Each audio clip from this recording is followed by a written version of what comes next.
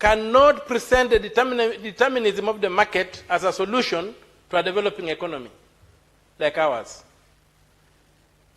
Primary action must be political action. And political action must be fashioned around the laws of the country. I didn't hear the president address the question of odious debt and how he's going to deal with it and how he's going to recover the monies that have been stolen from the public and are stashed out.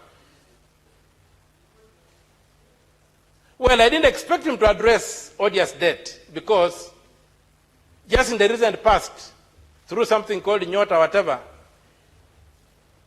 an arrangement between himself and the World Bank has added 13 billion shillings to debt that has been acquired outside the constitutional procedure for incurring debt.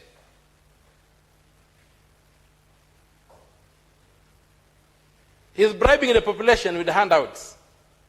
No formula, no blueprint, no marking scheme, no way of monitoring and evaluating what is going on. Total chaos. Chaos cannot be the crucible from which you can fashion development. If we want to develop,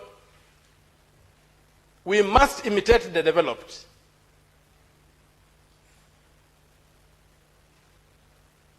We must look at the critical sectors of the economy. We must look at governance. What are we spending money on? We have one of the largest governments since independence, bloated, obese, unhealthy. Too many principal secretaries, duplicious, doing nothing.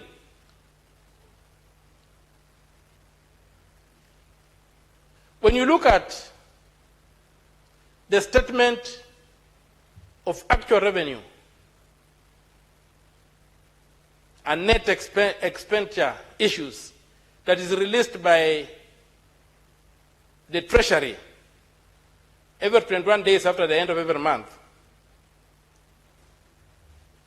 you see a litany of abuse of our public finances that tells you there's no intention to develop this country. On the floor of this House, I've raised a statement about 19.6 billion shillings, which was spirited out or siphoned out of the consolidated fund using a vote head for consolidated finance services.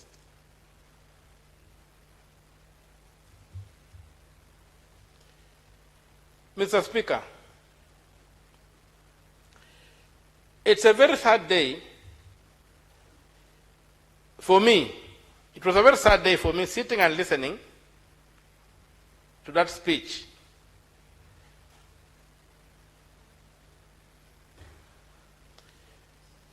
Look at a concept like the various funds that are being talked about, the Weather Fund, the Women Fund, whatever fund, and you.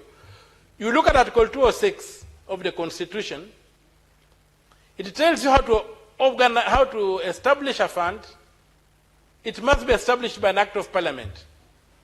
Where is the Act of Parliament establishing the Weather Fund or the Women's Fund or whatever, all these funny funds we have? Secondly, when these funds are set up, they cannot take money from the consolidated fund. Funds must be financed by money excluded from the consolidated fund. So we celebrate and we believe that we shall break the law to achieve progress. There is no choice between the law and development in this country.